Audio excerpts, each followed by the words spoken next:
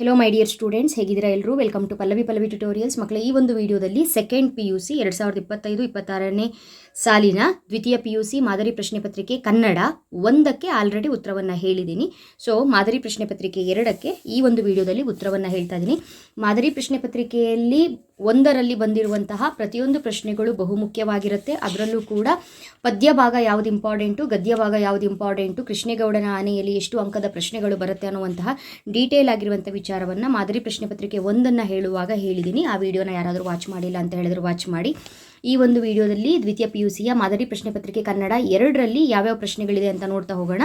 ಇಲ್ಲಿರುವಂಥ ಪ್ರಶ್ನೆಗಳು ಕೂಡ ನಿಮ್ಮ ವಾರ್ಷಿಕ ಪರೀಕ್ಷಾ ದೃಷ್ಟಿಯಿಂದ ಇಂಪಾರ್ಟೆಂಟೇ ಆಗಿರುತ್ತೆ. ಯಾರಾದರೂ ಫಸ್ಟ್ ಟೈಮು ನನ್ನ ಈ ಒಂದು ಚಾನಲ್ನ ವಿಡಿಯೋನ ವಾಚ್ ಮಾಡ್ತಾ ಇದ್ದರೆ ನೋಡಿ, ಈ ವರ್ಷ ನೀವು ಉತ್ತಮ ಅಂಕಗಳನ್ನ ಪಡ್ಕೊಳ್ಬೇಕು ಅಂತ ಹೇಳಿದ್ರೆ ಪ್ರತಿಯೊಂದು ಸಬ್ಜೆಕ್ಟಿಗೂ ರಿಲೀಸ್ ಮಾಡಿರುವಂತಹ 3 ಮಾದರಿ ಪ್ರಶ್ನೆ ಪತ್ರಿಕೆಗಳನ್ನು ತಪ್ಪದೆ ನೀವು ರೆಡಿ ಆಗಲೇಬೇಕು. ಬ್ಲೂ ಪ್ರಿಂಟ್ ಪ್ರಕಾರ ಓದಲೇಬೇಕು. ಇದ್ರ ಜೊತೆಗೆ ಉತ್ತಮ ಅಂಕಕ್ಕಾಗಿ ಈ ಹಿಂದಿನ ವರ್ಷದ ಒಂದು 3 ವರ್ಷದ ಆ್ಯನ್ಯುವಲ್ ಎಕ್ಸಾಮ್ ಕ್ವಶನ್ ಪೇಪರ್ ಅಂತ ಹೇಳಿದ್ರೆ 2025 ಆ್ಯನ್ಯುವಲ್ ಎಕ್ಸಾಮ್, 2024, 23 ನೀವು ಈ ವರ್ಷ ಬರೀತಾ ಇರೋದು 2026ನೇ ಎಕ್ಸಾಮು. ಹಾಗಾಗಿ 25, 24, 23 ಈ 3 ವರ್ಷಗಳ ವಾರ್ಷಿಕ ಪರೀಕ್ಷೆಯ ಪ್ರಶ್ನೆ ಪತ್ರಿಕೆ ಅದು ಯಾವ ಸಬ್ಜೆಕ್ಟು ನಿಮಗೆ ಬೇಕೋ ಆ ಸಬ್ಜೆಕ್ಟ್ ಆಗಿರಬಹುದು, ಓದ್ಕೊಂಡ್ರೆ ಉತ್ತಮ ಅಂಕಗಳನ್ನು ನೀವು ಗಳಿಸಬಹುದು.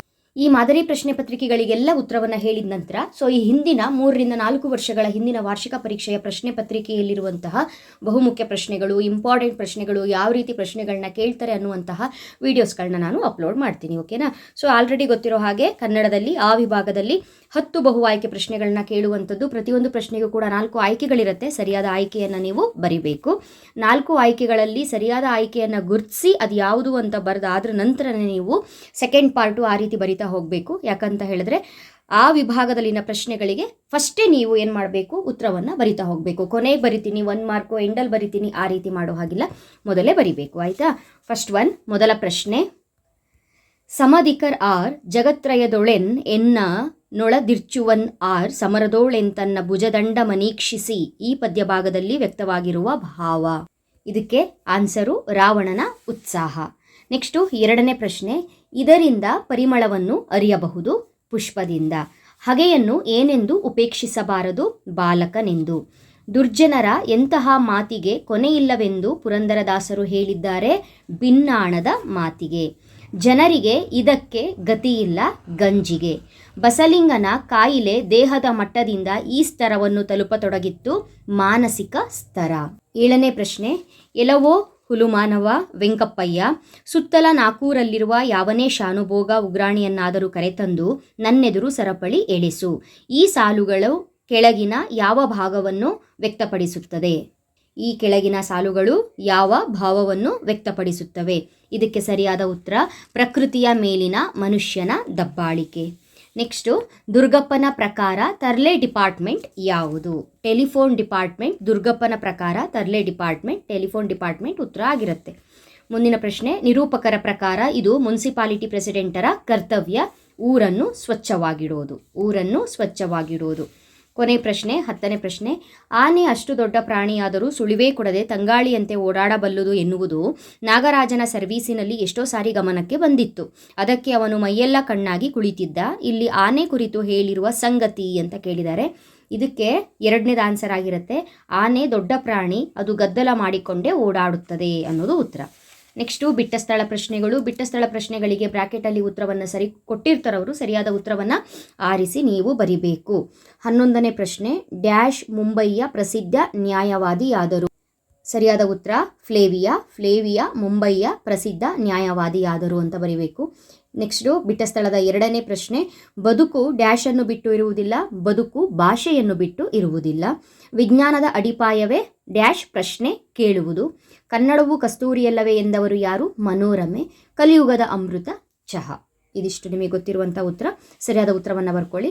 ನೆಕ್ಸ್ಟು ಹೊಂದಿಸಿ ಬರೆಯಿರಿ ಪ್ರಶ್ನೆ. ನಿಮ್ಮ ಪದ್ಯ ಭಾಗಕ್ಕೆ ಸಂಬಂಧಪಟ್ಟಂತೆ ಹೊಂದಿಸಿ ಬರೆಯಿರಿ ಪ್ರಶ್ನೆಗಳನ್ನ ತೆಗಿತಾರೆ. ಪುಲಿಗೆರೆ ಸೋಮನಾಥ ಶತಕ. ಪುರಂದರ ದಾಸರು ಜಾಲಿಯ ಮರದಂತೆ. ಬೆಳಗು ಜಾವ, ಮುಕ್ತಕಂಠ, ಹತ್ತಿ ಚಿತ್ತ ಮತ್ತು ಇದಕ್ಕೆ ಸರಿಯಾದ ಉತ್ತರ ಚಿಟ್ಟೆ ಮತ್ತು ಜೀವಯಾನ. ಕೊನೆಯದಾಗಿ KS ನಿಸಾರ್ ಅಹಮದ್. ಇದಕ್ಕೆ ಸರಿಯಾದ ಉತ್ತರ ಶಿಲುಬೆ ಏರಿದ್ದಾನೆ. ಮುಂದೆ 2 ಅಂಕದ ಪ್ರಶ್ನೆಗಳು. ಗೊತ್ತಿರುವ ಹಾಗೆ ಪದ್ಯ ಭಾಗದ ಮೇಲೆ 2 ಅಂಕದ ಪ್ರಶ್ನೆ, ಗದ್ಯ ಭಾಗದ ಮೇಲೂ ಕೂಡ 2 ಅಂಕದ ಪ್ರಶ್ನೆ ಹಾಗೂ ದೀರ್ಘ ಗದ್ಯದ ಮೇಲೂ ಕೂಡ 2 ಅಂಕದ ಪ್ರಶ್ನೆಗಳನ್ನ ಕೇಳ್ತಾರೆ. ಪದ್ಯ ಭಾಗದ ಮೇಲೆ ಕೊಟ್ಟಿರುವಂಥ ಪ್ರಶ್ನೆ 4 ಆಗಿರುತ್ತೆ. ಅಂದರೆ 4 ಪ್ರಶ್ನೆಗಳನ್ನ ಕೇಳ್ತಾರೆ. ನೀವು 3 ಪ್ರಶ್ನೆಗಳಿಗೆ ಉತ್ತರವನ್ನು ಬರೀಬೇಕು. ಅದೇ ಗದ್ಯ ಭಾಗಕ್ಕೆ ಬಂದರೆ 4 ಪ್ರಶ್ನೆಯನ್ನು ಕೊಡ್ತಾರೆ, ಕೇವಲ 2 ಪ್ರಶ್ನೆಗೆ ಉತ್ತರವನ್ನು ಬರೆದ್ರೆ ಸಾಕು. ಇಲ್ಲಿ ನೋಡಿ, ತ್ರಿಭಾಷಾ ಸೂತ್ರದ ಬಳಕೆ ಇದು ಮಾಡೆಲ್ ಪೇಪರ್ 1 ಇತ್ತು, ಮಾಡೆಲ್ ಪೇಪರ್ 2 ಇದೆ. ತುಂಬ ಇಂಪಾರ್ಟೆಂಟು, ನೆನ್ಪಿಟ್ಕೊಳ್ಳಿ. ಹಾಗಾದರೆ ಪದ್ಯ ಭಾಗದಲ್ಲಿ ಯಾವ್ಯಾವ ಪ್ರಶ್ನೆಗಳನ್ನ ಕೇಳಿದ್ದಾರೆ ಅನ್ನೋದನ್ನ ನೋಡ್ಕೊಳ್ಳಿ. ಪದ್ಯ 1, ಪದ್ಯ 4, ಪದ್ಯ 7, ಪದ್ಯ 9ರಲ್ಲಿ ಪ್ರಶ್ನೆಯನ್ನು ಕೇಳಿದ್ದಾರೆ. ಈ 4 ಪದ್ಯಗಳು ತುಂಬಾ ಇಂಪಾರ್ಟೆಂಟು. ಮಾದರಿ ಪ್ರಶ್ನೆ ಪತ್ರಿಕೆ 1ರಲ್ಲೂ ಕೂಡ ಇದೇ ರೀತಿಯಾಗಿ ಪ್ರಶ್ನೆಯನ್ನು ಕೇಳಿದ್ದಾರೆ. 1, 4, 7, 9ರಲ್ಲಿ. ಗದ್ಯ ಅಂತ ಬಂದಾಗ ಗದ್ಯ 1ರಲ್ಲಿ, ಗದ್ಯ 4ರಲ್ಲಿ, ಗದ್ಯ 6ರಲ್ಲಿ, ಗದ್ಯ 8ರಲ್ಲಿ ಪ್ರಶ್ನೆಯನ್ನು ಕೇಳಿದ್ದಾರೆ. ಯಾವುದಾದ್ರೂ 2 ಗದ್ಯದಲ್ಲಿ ಬರುವಂತಹ ಎಲ್ಲ 2 ಅಂಕದ ಪ್ರಶ್ನೆಗಳನ್ನ ಓದ್ಕೊಂಡಿದ್ದೆ ಆದರೆ 4 ಅಂಕಗಳನ್ನು ಈಸಿಯಾಗಿ ತಗೊಳ್ಬಹುದು. ಕೊನೆಯದಾಗಿ ದೀರ್ಘ ಗದ್ಯ, ಕೃಷ್ಣೇಗೌಡನ ಆನೆ ಮೇಲೆ ಪ್ರಶ್ನೆಯನ್ನು ಕೇಳುವಂಥದ್ದು. 4 ಪ್ರಶ್ನೆಯನ್ನು ಕೊಟ್ಟಿರ್ತಾರೆ, 3 ಪ್ರಶ್ನೆಗೆ ಉತ್ತರವನ್ನು ಬರೀಬೇಕು. ಮಕ್ಕಳೇ, ಒಂದು ನೆನ್ಪಿಟ್ಕೊಳ್ಳಿ, ಕೃಷ್ಣೇಗೌಡನ ಆನೆ ಈ ಅಧ್ಯಾಯದಲ್ಲಿ 2 ಅಂಕದ ಪ್ರಶ್ನೆಗಳಾಗಿರ್ಬೋದು, ಸಂದರ್ಭ ಆಗಿರ್ಬೋದು, 4 ಅಂಕದ ಪ್ರಶ್ನೆ ಆಗಿರ್ಬೋದು, ಪ್ರತಿಯೊಂದನ್ನು ಕರೆಕ್ಟಾಗಿ ನೋಡ್ಕೊಳ್ಬೇಕು. ಕಾರಣ 25 ಅಂಕಗಳು ಒಂದೇ ದೀರ್ಘ ಗದ್ಯದಿಂದ ಬರುತ್ತೆ. 25 ಅಂಕಗಳು. ಸೊ ನಿಮಗಿವಾಗ ಡೌಟ್ ಇರೋದು, ದೀರ್ಘ ಗದ್ಯ ಲಾಂಗ್ ಇದೆ, ಓದ್ಕೊಳ್ಳೋದು ಹೇಗೆ, ಅಷ್ಟೊಂದು ಓದ್ಕೊಳ್ಬೇಕಲ್ಲ ಮೇಡಮ್ ಅಂತ ಹೇಳಿದ್ರೆ, ನೀವೇನು ಮಾಡಿ, ಈ 3 ಮಾಡೆಲ್ ಪೇಪರ್ ಏನಿದೆ ಈ ವರ್ಷ ಬಿಟ್ಟಿರೋದು, ಇದರಲ್ಲಿರುವಂತಹ ಎಲ್ಲ ಕೃಷ್ಣೇಗೌಡನ ಆನೆ ದೀರ್ಘ ಗದ್ಯಕ್ಕೆ ಸಂಬಂಧಪಟ್ಟಂತಹ ಎಲ್ಲ ಪ್ರಶ್ನೆಗಳನ್ನ ಓದ್ಕೊಳ್ಳಿ. ಈ ಹಿಂದಿನ ವರ್ಷ ಏನೇನು ಪ್ರಶ್ನೆಗಳನ್ನ ಕೇಳಿದ್ದಾರೆ ಅನ್ನೋದನ್ನು ನೋಡ್ಕೊಳ್ಬೇಕು. ಯಾರ ಹತ್ರ ಕ್ವಶನ್ ಪೇಪರ್ ಇಲ್ಲ, ಸಿಕ್ಕಿಲ್ಲ ಅಂತ ಹೇಳಿದ್ರೆ ಮುಂದಿನ ದಿನಗಳಲ್ಲಿ ನಾನು ವೀಡಿಯೋಸ್ಗಳನ್ನ ಅಪ್ಲೋಡ್ ಮಾಡ್ತೀನಿ. ಕನ್ನಡದಲ್ಲಿ 2 ಅಂಕದ ಪ್ರಶ್ನೆಗಳನ್ನ ಯಾವುದು ಓದಬೇಕು, 3 ಅಂಕದ ಸಂದರ್ಭಗಳನ್ನ ಯಾವುದು ಓದ್ಕೊಳ್ಬೇಕು, 4 ಅಂಕದ ಕನ್ನಡದ ಬಹುಮುಖ್ಯ ಪ್ರಶ್ನೆಗಳು ಯಾವುದು, ಎಲ್ಲವನ್ನ ಕೂಡ ಲೇಟರ್ ನಾನು ಮಾದರಿ ಪ್ರಶ್ನೆ ಪತ್ರಿಕೆ ಮುಗಿದ ನಂತರ ಅಪ್ಲೋಡ್ ಮಾಡ್ತಾ ಹೋಗ್ತೀನಿ. ಓಕೆನಾ? ಹಾಗಾದರೆ ಬನ್ನಿ, 2 ಅಂಕದ ಪ್ರಶ್ನೆಗಳು ಪದ್ಯ ಭಾಗಕ್ಕೆ ಸಂಬಂಧಪಟ್ಟಂತೆ. ಮೊದಲ ಪ್ರಶ್ನೆ, ರಾವಣನು ಅಂತಿಮವಾಗಿ ಯಾವ ತೀರ್ಮಾನಕ್ಕೆ ಬರುತ್ತಾನೆ? ಇದಕ್ಕೆ ಸರಿಯಾದಂತಹ ಉತ್ತರ, ಯುದ್ಧದಲ್ಲಿ 2 ಸೈನ್ಯವು ಹೊಗಳುವಂತೆ ಹೋರಾಡಿ ಕೊನೆಗೆ ರಾಮ ಲಕ್ಷ್ಮಣರನ್ನು ವಿರಥರನ್ನಾಗಿ ಮಾಡಿ ಸೆರೆ ಹಿಡಿದು ತಂದು ಆನಂತರ ಸೀತೆಯನ್ನು ರಾಮನಿಗೆ ಒಪ್ಪಿಸುತ್ತೇನೆಂಬ ನಿರ್ಧಾರಕ್ಕೆ ಬರುತ್ತಾನೆ. ನೆಕ್ಸ್ಟು 2ನೇ ಪ್ರಶ್ನೆ, ಧನ ಮತ್ತು ಸುತನ ವಿಷಯದಲ್ಲಿ ಸೋಮನಾಥನ ಅಭಿಪ್ರಾಯವೇನು? ನಾವು ಅನುಭವಿಸಲು ಸಾಧ್ಯವಿಲ್ಲದ ಧನವಿದ್ದು ಪ್ರಯೋಜನವಿಲ್ಲ, ಅಂತೆಯೇ ಮುಪ್ಪಿನಲ್ಲಿ ತಂದೆ ತಾಯಿಗಳನ್ನು ಸಲಹದ ಮಗ ನಿಷ್ಪ್ರಯೋಜಕ ಎಂಬುದಾಗಿ ಸೋಮನಾಥನ ಅಭಿಪ್ರಾಯವಾಗಿದೆ. ಮುಂದಿನ ಪ್ರಶ್ನೆ, ಬೆಳಕು ಬೇಟೆಗಾರ ಬರುವ ಬಗೆ ಹೇಗೆ? ಅಥವಾ ಬೆಳಕು ಬೇಟೆಗಾರ ಹೇಗೆ ಬರುತ್ತಾನೆ ಅಂತ ಕೂಡ ಪ್ರಶ್ನೆಯನ್ನು ಕೇಳಬಹುದು. ಬೆಳಗು ಜಾವ ಪದ್ಯದ ಮೇಲೆ ಕೇಳಿರುವಂಥ ಪ್ರಶ್ನೆ, ಮೂಡಲದ ಕಣ್ಣು ತೆರೆದಾಗ ಕತ್ತಲೆ ಕಳೆದು ನಕ್ಷತ್ರಗಳು ಜಾರಿ ಆಕಾಶದ ಬಣ್ಣ ರಂಗೇರಿದಾಗ ಮನ್ಮಥ ಜೇನ್ನೊಣದ ಎದೆಗೆ ಹೂಬಾಣ ಹೂಡಿ ಬರುತ್ತಾನೆ. ಆಗ ಗುಡಿಗೋಪುರಕ್ಕೆ ಬಲೆ ಬೀಸಿದಂತೆ ಬೆಳಕು ಬೇಟೆಗಾರನ ಆಗಮನವಾಗುತ್ತದೆ. 2 ಅಂಕದ ಕೊನೆ ಪ್ರಶ್ನೆ ಪದ್ಯಭಾಗಕ್ಕೆ ಸಂಬಂಧಪಟ್ಟಿದ್ದು, ಜೀಸಸ್ ಎಲ್ಲೆಲ್ಲಿ ಶಿಲುಬೆ ಏರಿದ್ದಾನೆ? ಶಿಲುಬೆ ಏರಿದ್ದಾನೆ ಎಂಬ ಪದ್ಯದಿಂದ ಕೇಳಿರುವಂತಹ ಪ್ರಶ್ನೆ. ಮಾದರಿ ಪ್ರಶ್ನೆ ಪತ್ರಿಕೆ 1, 2, 3 ಎಲ್ಲ ಕಡೆನೂ ಕೂಡ ಈ ಪ್ರಶ್ನೆ ಇರುತ್ತೆ. ಈ ಒಂದು ಪದ್ಯಕ್ಕೆ ಸಂಬಂಧಪಟ್ಟಿದ್ದು ವೆರಿ ಇಂಪಾರ್ಟೆಂಟು, ನೋಡ್ಕೊಳ್ಬೇಕು. ಜೀಸಸ್ ಎಲ್ಲಿ ಶಿಲುಬೆ ಏರಿದ್ದಾನೆ ಅಂತ 2 ಅಂಕದ ಪ್ರಶ್ನೆಯನ್ನು ಕೇಳಿದಾಗ ಇಷ್ಟು ಉತ್ತರವನ್ನು ಬರೆದ್ರೆ ಸಾಕಾಗತ್ತೆ. ಜೀಸಸ್ ಕಾಲದ ಇಗರ್ಜಿ, ಮಸ್ಜಿದು, ದೇವಸ್ಥಾನ, ಮಠ, ಕೋರ್ಟ್, ಕಾರ್ಖಾನೆ, ಠಾಣೆ, ಬಂದಿಖಾನೆ, ದವಾಖಾನೆಯ ಕೋಣೆ, ದಲಿತವಾಸದ ಸೋಗೆ ಬಿಲಗಳಲ್ಲಿ ಜೀಸಸ್ ಶಿಲುಬೆ ಏರಿದ್ದಾನೆ ಅಂತ ಬರೀರಿ. ನೆಕ್ಸ್ಟು ಗದ್ಯ ಭಾಗಕ್ಕೆ ಸಂಬಂಧಪಟ್ಟಂತೆ 4 ಪ್ರಶ್ನೆಗಳನ್ನ ಕೇಳಿದ್ದಾರೆ. ಮೊದಲ ಪ್ರಶ್ನೆ, ಸೂತಕವನ್ನು ಪರಿಹರಿಸಲು ಸಿದ್ಲಿಂಗಿ ಏನು ಮಾಡಿದಳು ಅಂತ ಪ್ರಶ್ನೆಯನ್ನು ಕೇಳಿದ್ದಾರೆ. ಇದಕ್ಕೆ ಸರಿಯಾದಂತಹ ಉತ್ತರ, ಡಾಕ್ಟರ್ ತಿಮ್ಮಪ್ಪನವರ ಕಡೆಯಿಂದ ಆಪರೇಷನ್ ಮಾಡಿಸಿಕೊಂಡು ಬಂದ ಬಸಲಿಂಗನಿಗೆ ಅದು ಹೇಗೋ ಡಾಕ್ಟರ್ ತಿಮ್ಮಪ್ಪ ಹೊಲೆರೆಂದು ಗೊತ್ತಾಗಿ ಸೂತಕವನ್ನು ಪರಿಹರಿಸಿಕೊಳ್ಳಲು ಬಸಲಿಂಗನಿಗೆ ಬಿಸಿ ಬಿಸಿ ನೀರು ಹೊಯ್ದು ಕಣ್ಣಿಗೆ ನೀರು ಬೀಳದಂತೆ ಸ್ನಾನ ಮಾಡಿಸಿದಳು. ಮುಂದಿನ ಪ್ರಶ್ನೆ, ತ್ರಿಭಾಷಾ ಸೂತ್ರದ ಬಳಕೆ ಹೇಗಿರಬೇಕು? ಕೇಂದ್ರ ಸರ್ಕಾರದ ಎಲ್ಲ ಸೂಚನೆಗಳು, ಎಲ್ಲ ಫಾರಂಗಳು, ಎಲ್ಲ ಬರವಣಿಗೆಯ ವ್ಯವಹಾರಗಳು ಕ್ರಮವಾಗಿ ಪ್ರಾದೇಶಿಕ ಭಾಷೆ ಹಿಂದಿ ಮತ್ತು ಇಂಗ್ಲಿಷ್ಗಳಲ್ಲಿರಬೇಕು. ಪ್ರಾದೇಶಿಕ ಭಾಷೆ ಅಂದರೆ ಆ ಒಂದು ಪ್ರಾದೇಶಿಕವಾಗಿ ಮಾತನಾಡುವಂಥ ಭಾಷೆ 1, ಹಿಂದಿ 2, ಇಂಗ್ಲಿಷ್ 3. ಈ 3 ಭಾಷೆಗಳ ಸಂಯೋಗವೇ ತ್ರಿಭಾಷಾ ಸೂತ್ರದ ಬಳಕೆ. ಮುಂದಿನ ಪ್ರಶ್ನೆ, ಕಲಾಂ ಅವರ ದೃಷ್ಟಿಯಲ್ಲಿ ಕನಸುಗಳು ಏನಾಗುತ್ತವೆ? ಕಲಾಂ ಅವರ ದೃಷ್ಟಿಯಲ್ಲಿ ಕನಸುಗಳು ಆಲೋಚನೆಗಳಾಗುತ್ತವೆ. ಆಲೋಚನೆಗಳು ಸೃಜನಾತ್ಮಕ ಕ್ರಿಯೆಗಳಾಗಿ ಪರಿವರ್ತನೆಗೊಳ್ಳುತ್ತವೆ. ನೆಕ್ಸ್ಟು ಗದ್ಯ ಭಾಗಕ್ಕೆ ಸಂಬಂಧಪಟ್ಟಂತೆ 2 ಅಂಕದ ಕೊನೆ ಪ್ರಶ್ನೆ, ಪಟ್ಟಣದ ಹೋಟೆಲಿನ ಕಟ್ಟಡ ಹೇಗಿದೆ ಅಂತ ಕೇಳಿದ್ದಾರೆ. ಹಳ್ಳಿಯ ಚಹಾ ಹೋಟೆಲ್ ಏನಿದೆ ಈ ಗದ್ಯ ಭಾಗಕ್ಕೆ ಸಂಬಂಧಪಟ್ಟಿರುವ ಪ್ರಶ್ನೆ. ಪಟ್ಟಣದ ಹೋಟೆಲುಗಳಲ್ಲಿ ಮನವನ್ನು ಆಕರ್ಷಿಸುವ ಭವ್ಯ ಕಟ್ಟಡಗಳಿವೆ. ನಡೆದರೆ ಕಾಲು ಜಾರುವ ಫಾರಸಿಯ ನೆಲವಿದೆ. ಕುರ್ಚಿ, ಫ್ಯಾನ್, ಟೇಬಲ್ಲು, ಶುಭ್ರ ಸಮವಸ್ತ್ರದ ಮಾಣಿಯು ಅದರಲ್ಲಿರುತ್ತಾರೆ. ನೆಕ್ಸ್ಟು 2 ಅಂಕದ ದೀರ್ಘ ಗದ್ಯಕ್ಕೆ ಸಂಬಂಧಪಟ್ಟಂಥ ಪ್ರಶ್ನೆ. ಕೃಷ್ಣೇಗೌಡರ ಆನೆ ಹುಟ್ಟಿ ಬೆಳೆದ ಬಗೆ ಹೇಗೆ? ಕೃಷ್ಣೇಗೌಡನ ಆನೆ ಕಾಡಿನಲ್ಲಿ ಹುಟ್ಟಿ ಬೆಳೆದ ಆನೆಯಾಗಿರದೆ ಊರಿನ ಜನರ ನಡುವೆಯೇ ಬೆಳೆದು ಒಗ್ಗಿ ಹೋಗಿತ್ತು.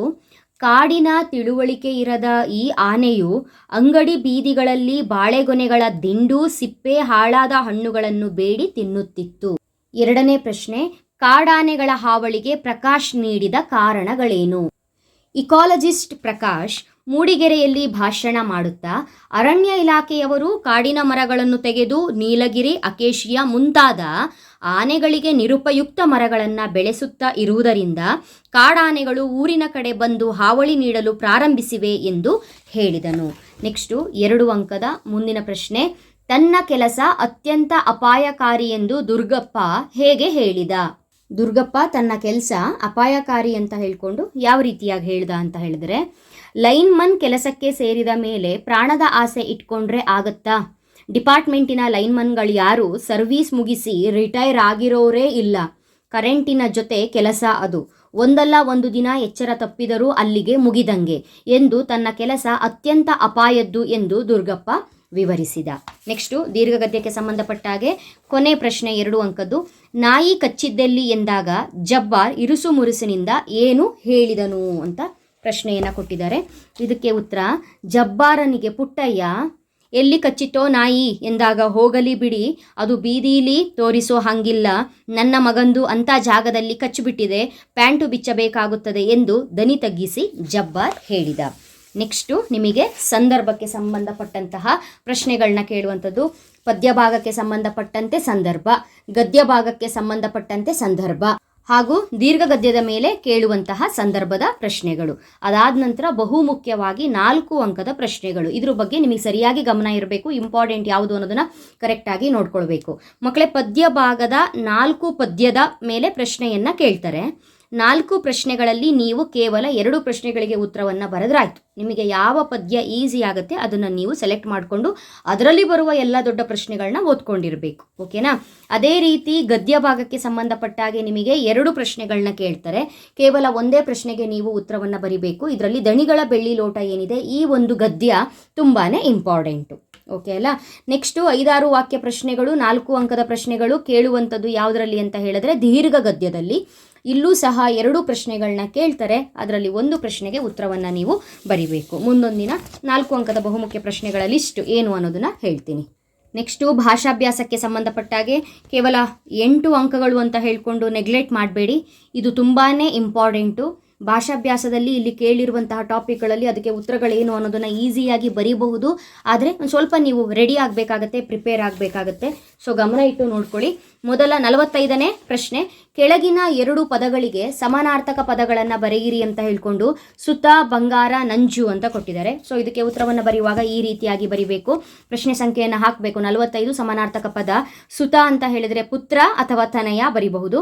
ಬಂಗಾರ ಅಂತ ಹೇಳಿದ್ರೆ ಚಿನ್ನ, ನಂಜು ಅಂತ ಹೇಳಿದ್ರೆ ವಿಷ. ನೆಕ್ಸ್ಟು ಗುಣವಾಚಕಗಳನ್ನು ಬರೆಯಿರಿ ಅಂತ ಕೇಳಿದ್ದಾರೆ. 46ನೇ ಪ್ರಶ್ನೆ. ಕೆಳಗಿನ 2 ಪದಗಳ ಗುಣವಾಚಕಗಳನ್ನು ಬರೆಯಿರಿ. ದುರ್ಗಂಧ, ಕ್ರೂರಕರ್ಮ, ಗಟ್ಟಿಪಾದ. ಇಲ್ಲಿ ಕೊಟ್ಟಿರುವ ಎಲ್ಲದಕ್ಕೂ ಕೂಡ ಒಂದು ಆಪ್ಷನ್ ಎಕ್ಸ್ಟ್ರಾ ಕೊಟ್ಟಿರ್ತಾರೆ. ನೀವು ಕೊಟ್ಟಿರುವ 3 ಪದದಲ್ಲಿ 2 ಪದಕ್ಕೆ ಮಾತ್ರ ಉತ್ತರವನ್ನು ಬರೆದ್ರೆ ಸಾಕು. ದುರ್ಗಂಧದ ಗುಣವಾಚಕ ದುರ್, ಕ್ರೂರ ಕರ್ಮದ ಗುಣವಾಚಕ ಕ್ರೂರ, ಗಟ್ಟಿಪಾದದ ಗುಣವಾಚಕ ಗಟ್ಟಿ. ನೆಕ್ಸ್ಟು ಧಾತು ರೂಪಗಳನ್ನು ಬರೆಯಿರಿ ಅಂತ ಹೇಳ್ಕೊಂಡು 3 ಪದವನ್ನು ಕೊಟ್ಟಿದ್ದಾರೆ. ತೂಗಿದನು, ಕೊಟ್ಟರು, ಓದುವಳು ಅಂತ ಇದೆ. ಇದಕ್ಕೆ ನೀವು ಧಾತು ರೂಪವನ್ನು ಬರಿಬೇಕು. ತೂಗಿದನು, ದ ಅನ್ನುವಂತಹ ಉಚ್ಚಾರ ಬಂತು ಅಂತ ಹೇಳಿದ್ರೆ ಅದು ಭೂತಕಾಲ ಅಂತ ಹೇಳಿದ್ದೆ. ನೆಕ್ಸ್ಟು ಕೊಟ್ಟರು ವರ್ತಮಾನ ಕಾಲ, ಓದುವಳು ವ ಅನ್ನುವಂತಹ ಉಚ್ಚಾರ ಬಂದಿದೆ ಭವಿಷ್ಯತ್ ಕಾಲ. ಓಕೆನಾ? ನೆಕ್ಸ್ಟು 48ನೇ ಪ್ರಶ್ನೆ ಕೇಳಿರುವಂಥದ್ದು ಕೊಟ್ಟಿರುವಂತಹ ದ್ವಿರುಕ್ತಿ ಪದಗಳನ್ನು ಸ್ವಂತ ವಾಕ್ಯದಲ್ಲಿ ಬಳಸಿ ಅಂತ ಕೊಟ್ಟಿದ್ದಾರೆ. ಹಚ್ಚ ಹಸಿರು, ಬೇಡ ಬೇಡ, ಮೆಲ್ಲ ಮೆಲ್ಲನೆ 3 ಪದವನ್ನು ಕೊಟ್ಟಿದ್ದಾರೆ. ಯಾವುದಾದ್ರೂ 2ಕ್ಕೆ ನೀವು ಸ್ವಂತ ವಾಕ್ಯದಲ್ಲಿ ಬಳಸಿ ಬರೆದರೆ ಸಾಕು. ಹಚ್ಚ ಹಸಿರು ಬರೆಯೋದಾದರೆ ತೋಟ ಗಿಡ ಮರಗಳೆಲ್ಲ ಹಚ್ಚ ಹಸಿರಾಗಿದೆ ಅಂತ ಬರೀರಿ, ಅಥವಾ ನಿಮ್ಮ ಒಂದು ವಾಕ್ಯ ಏನಿದೆ ಅದನ್ನು ಬರೀಬಹುದು. ಬೇಡ ಬೇಡ ಅಂತ ಹೇಳಿದರೆ ಮಕ್ಕಳು ಮಾತ್ರ ಹೊರಗಡೆ ಹೋಗುತ್ತೇವೆ ಎಂದಾಗ ತಾಯಿ ತಾಯಿಯು ಬೇಡ ಬೇಡ ಎನ್ನುವಳು ಅಂತ ನಾನು ಬರೆದಿದ್ದೀನಿ. ನಿಮಗೆ ಯಾವ ಒಂದು ವಾಕ್ಯ ಗೊತ್ತಿದೆ ಅಥವಾ ಪ್ರಿಪೇರ್ ಆಗಿದ್ದೀರಿ ಅಥವಾ ಯಾವ ನೆನಪಿದೆ ಅದನ್ನು ನೀವು ಬರೀಬಹುದು. ಮೆಲ್ಲ ಮೆಲ್ಲನೆ ಅಂತ ಇದೆ, ರೂಪದರ್ಶಿಗಳು ಮೆಲ್ಲ ಮೆಲ್ಲನೆ ಹೆಜ್ಜೆ ಹಾಕುತ್ತಾ ವೇದಿಕೆ ಮೇಲೆ ಬಂದರು ಅಂತ ಬರೀರಿ. ನೆಕ್ಸ್ಟು ವಿಭಕ್ತಿ ಪ್ರತ್ಯಯಕ್ಕೆ ಸಂಬಂಧಪಟ್ಟಂತೆ ಪ್ರಶ್ನೆಯನ್ನು ಕೇಳಿರ್ತಾರೆ. ಇಲ್ಲಿ ವಿಭಕ್ತಿಗಳನ್ನು ಹೆಸರಿಸಬೇಕು, ಯಾವುದು ಪ್ರಥಮನೋ ದ್ವಿತೀಯನೋ ತೃತೀಯನೋ ಚತುರ್ಥಿನೋ ಈ ರೀತಿಯಾಗಿ ಗುರುತಿಸಬೇಕು ನೀವು. ಬಸಲಿಂಗನಿಗೆ ಗದ್ಯದೋಳ್ ಮಂತ್ರಿಯು ಅಂತ ಇದೆ. ಬಸಲಿಂಗನಿಗೆ ಗೆ ಚತುರ್ಥಿ, ಗದ್ಯದೋಳ್ ಒಳ್ ಸಪ್ತಮಿ, ಮಂತ್ರಿಯು ಊ ಬರುತ್ತೆ ಪ್ರಥಮ ವಿಭಕ್ತಿ. ನೆಕ್ಸ್ಟು ಕೊನೆಯದಾಗಿ ತತ್ಸಮ ರೂಪ ಬರೆಯಿರಿ ಅಂತ ಕೊಟ್ಟಿದ್ದಾರೆ. ತತ್ಸಮ ತದ್ಭವ ಎರಡರಲ್ಲೊಂದು ಕೇಳ್ತಾರೆ. ಜಸ ಪರಿಕಿಸು ಸಕ್ಕದ ಅಂತ 3 ಪದವನ್ನು ಕೊಟ್ಟಿದ್ದಾರೆ. ಇದಕ್ಕೆ ತತ್ಸಮ ರೂಪ ಬರೆಯೋದಾದರೆ ಜಸಕ್ಕೆ ಯಶ, ಪರಿಕಿಸು ಪರೀಕ್ಷಿಸು, ಸಕ್ಕದ ಸಂಸ್ಕೃತ. ನೆಕ್ಸ್ಟು ಪ್ರಬಂಧ 2 ವಿಷಯವನ್ನು ಅವರು ಕೊಟ್ಟಿರ್ತಾರೆ. ಆ 2 ವಿಷಯದಲ್ಲಿ ಯಾವುದು ನಿಮಗೆ ಈಸಿ ಆಗುತ್ತೆ ಆ ಒಂದು ವಿಷಯವನ್ನು ನೀವು ಸೆಲೆಕ್ಟ್ ಮಾಡಿಕೊಂಡು ಪ್ರಬಂಧವನ್ನು ಬರೀಬೇಕು. ಪ್ರಬಂಧವನ್ನು ಬರೆಯುವಾಗ ನೀವು ಸೆಲೆಕ್ಟ್ ಮಾಡ್ಕೊಂಡಿರುವಂತಹ ವಿಷಯಕ್ಕೆ ಸಂಬಂಧಪಟ್ಟಾಗೆ ಮೊದಲು ಇಂಟ್ರೊಡಕ್ಷನ್ ಪೀಠಿಕೆಯನ್ನು ಬರೀಬೇಕು. ಪೀಠಿಕೆ ಅದರ ಮೇಲೆ ಒಳ ಅರ್ಥ ಹೊರ ಅರ್ಥ ವಿಷಯ ನಿರೂಪಣೆ ನಿಮ್ದು ಏನೇನಿದೆ ಅದಕ್ಕೆ ಅನುಕೂಲ ಇದ್ದರೆ ಅನಾನುಕೂಲ ಇದ್ದರೆ ಆ ಕಾನ್ಸೆಪ್ಟ್ ಮೇಲೆ ಡಿಪೆಂಡ್ ಆಗಿರುತ್ತೆ. ಸೊ ಕೊನೆಯದಾಗಿ ಆ ಒಂದು ವಿಷಯವನ್ನು ಮುಗಿಸ್ಬೇಕು, ಅದಕ್ಕೆ ಉಪಸಂಹಾರ ಹೇಳ್ತೀವಿ. ಸೊ ಪೀಠಿಕೆ ವಿಷಯ ನಿರೂಪಣೆ ಉಪಸಂಹಾರ ಈ 3 ಮೇನ್ ಹೆಡ್ಡಿಂಗು. ಪೀಠಿಕೆ ವಿಷಯ ನಿರೂಪಣೆ ಉಪಸಂಹಾರ ಮೇನ್ ಹೆಡ್ಡಿಂಗು. ಮಧ್ಯದಲ್ಲಿ ಒಳ ಅರ್ಥ ಹೊರ ಅರ್ಥ ಅಂತ ತಗೊಳ್ಬಹುದು, ಹಾಗೂ ಕೂಡ ಅನುಕೂಲ ಅನಾನುಕೂಲ ಅದು ಕಾನ್ಸೆಪ್ಟಿಗೆ ಸಂಬಂಧಪಟ್ಟಾಗೆ ನೀವು ತಗೊಳ್ಬಹುದು. ನೆಕ್ಸ್ಟು 2 ಪತ್ರ ಕೊಟ್ಟಿರ್ತಾರೆ. ಅದರಲ್ಲಿ ಒಂದು ಪತ್ರವನ್ನು ನೀವು ಸೆಲೆಕ್ಟ್ ಮಾಡಿಕೊಂಡ್ರೆ ಸಾಕು. ನಿಮಗೆ ಯಾವುದು ಈಸಿನೋ ಅದು ಬರೀರಿ. ಮೊದಲನೇ ಪತ್ರ ಕಾಲೇಜಿನಲ್ಲಿ ನಡೆದ ವಾರ್ಷಿಕೋತ್ಸವವನ್ನು ಕುರಿತು ಪತ್ರವನ್ನು ಬರೆಯಿರಿ ನಿಮ್ಮ ಗೆಳೆಯ ಅಥವಾ ಗೆಳತಿಗೆ ಅಂತ ಹೇಳಿ ಅವರ ಹೆಸರು ಕೂಡ ಅವರೇ ಕೊಟ್ಟಿರ್ತಾರೆ. ಅದೇ ಹೆಸರನ್ನು ಉಪಯೋಗಿಸಿ ನೀವು ಪತ್ರವನ್ನು ಬರೀಬೇಕು. ಇಲ್ಲ ಸ್ವಲ್ಪ ಬೇರೆ ರೀತಿಯಾಗಿ ಪತ್ರವನ್ನು ಬರಿತೀವಿ ಅಂತ ಹೇಳಿದ್ರೆ ಸುಸಜ್ಜಿತವಾದ ಗ್ರಂಥಾಲಯವನ್ನು ನಿರ್ಮಿಸಿಕೊಡುವಂತೆ ಜಿಲ್ಲಾಧಿಕಾರಿಗಳಿಗೆ ಒಂದು ಪತ್ರವನ್ನು ಬರೀಬೇಕು. ಜಿಲ್ಲಾಧಿಕಾರಿಗಳ ಅಡ್ರೆಸ್ಸು ಕೂಡ ಅವರೇ ಕೊಟ್ಟಿರ್ತಾರೆ, ಅವರಿಗೆ ಪತ್ರವನ್ನು ಬರೀಬೇಕು. ಈ ಪತ್ರವನ್ನು ಬೇಕಾದರೂ ನೀವು ಸೆಲೆಕ್ಟ್ ಮಾಡ್ಕೊಳ್ಬಹುದು. ಸೊ ಪತ್ರದ ಪ್ಯಾಟ್ರನ್ ಹೇಗಿರುತ್ತೆ ಅನ್ನೋದು ನಿಮಗೆ ಗೊತ್ತಿರೋದ್ರಿಂದ ಕರೆಕ್ಟಾಗಿ ಪತ್ರವನ್ನು ಬರೀರಿ. ಇಲ್ಲಿ 4 ಅಂಕಗಳು ಗ್ಯಾರಂಟಿ ಸಿಗುತ್ತೆ. ಪ್ರಬಂಧ ಬರೆಯುವಾಗ ಅಷ್ಟೇ ಒಂದಿಷ್ಟು ಇಂಪಾರ್ಟೆಂಟ್ ಟಾಪಿಕ್ಗಳೇನಿದೆ ಆ ಪ್ರಬಂಧದ ವಿಷಯಗಳಿಗೆ ನೀವು ರೆಡಿಯಾಗಿ 3 ಮಾದರಿ ಪ್ರಶ್ನೆ ಪತ್ರಿಕೆಗಳು, ಹೋದ ವರ್ಷ ಏನು ಪ್ರಬಂಧ ಕೇಳಿದ್ದಾರೆ, ಅದ್ರ ಹಿಂದಿನ ವರ್ಷ ಏನು ಕೇಳಿದ್ದಾರೆ, ಒಂದು 3 ವರ್ಷದ ಹಿಂದೆ ಎಕ್ಸಾಮಲ್ಲಿ ಏನೇನು ಪ್ರಬಂಧಗಳನ್ನ ಕೇಳಿದ್ದಾರೆ, ಮಾಡೆಲ್ ಪೇಪರಲ್ಲಿ ಕೊಟ್ಟಿದ್ದು ಆ್ಯನುವಲ್ ಎಕ್ಸಾಮಿಗೂ ಮ್ಯಾಚ್ ಆಗಿದೆಯಾ, ಮಾಡೆಲ್ ಪೇಪರಲ್ಲಿ ಬಂದಿದೆಯಾ, ಈ ರೀತಿ ಕ್ಯಾಲ್ಕುಲೇಷನ್ಸ್ ಮಾಡಿಕೊಂಡು ಒಂದು ಸ್ವಲ್ಪ ಪ್ರಿಪೇರ್ ಆಗಿ ಹೆಲ್ಪ್ಫುಲ್ ಆಗಿರುತ್ತೆ. ಸೊ ಇದಿಷ್ಟು ಕೂಡ ಮಾದರಿ ಪ್ರಶ್ನೆ ಪತ್ರಿಕೆ 2ರಲ್ಲಿ ಕೇಳಿರುವಂತಹ ಪ್ರಶ್ನೆಗಳು ಏನು, ಅದಕ್ಕೆ ಉತ್ತರಗಳೇನು ಅನ್ನೋದು. ಸೊ ದೀರ್ಘ ಪ್ರಶ್ನೆಗಳಿಗೆ ಉತ್ತರವನ್ನು ಹೇಳಲಿಲ್ಲ ಅಂತ ಬೇಜಾರು ಮಾಡ್ಕೋಬೇಡಿ. ಸದ್ಯಕ್ಕೆ ಇದೆಲ್ಲ ಮುಗಿದ್ರೂ ನಂತರ ಇಂಪಾರ್ಟೆಂಟ್ ಆಗಿ 4 ಅಂಕದ ಪ್ರಶ್ನೆ ಯಾವುದು, ಯಾವ ಪಾಠದಲ್ಲಿ ನೋಡಬೇಕು, ಎಷ್ಟು ಪ್ರಶ್ನೆಗಳನ್ನ ನೋಡ್ಕೊಳ್ಬೇಕು ಅನ್ನೋ ಲಿಸ್ಟೇ ಕೊಟ್ಬಿಡ್ತೀನಿ. ಈಸಿಯಾಗಿ ಓದ್ಕೊಳ್ಬಹುದು. ಓಕೆನಾ.